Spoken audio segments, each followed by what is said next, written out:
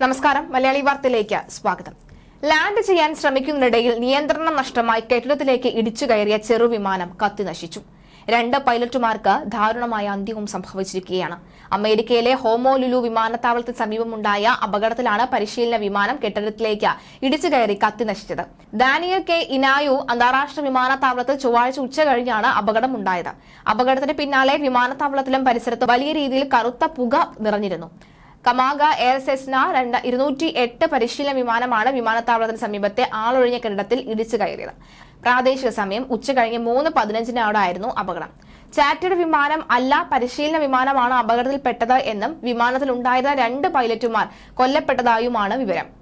നിയന്ത്രണം നഷ്ടമായതിനു പിന്നാലെ സമീപത്തെ വലിയ കെട്ടിടങ്ങളിൽ ഇടിക്കാതിരിക്കാൻ പൈലറ്റുമാർ ശ്രമിച്ചതാണ് ആളപായം കുറയ്ക്കാൻ കാരണമായത് എന്നും എയർപോർട്ട് അധികൃതർ വിശദമാക്കുന്നു. വിമാനത്താവളത്തിലെ ഇന്ധന ടാങ്കറുകൾക്ക് സമീപത്ത് നിന്ന് പൈലറ്റുമാർ ചെറുവിമാനം നിയന്ത്രിച്ച് നീക്കുന്നതിനിടയിലാണ് ആളൊഴിഞ്ഞ കെട്ടിടത്തിലേക്ക് കൂപ്പുകുത്തിയത്.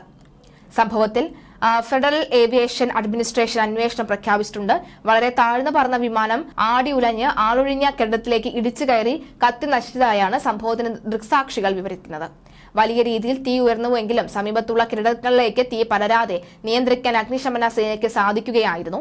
കെട്ടിടത്തിന്റെ പരിസരത്ത് നിന്നായി വിമാനത്തിന്റെ അവശിഷ്ടങ്ങൾ ഇതിനോടകം തന്നെ കണ്ടെത്തിയിട്ടുണ്ട്.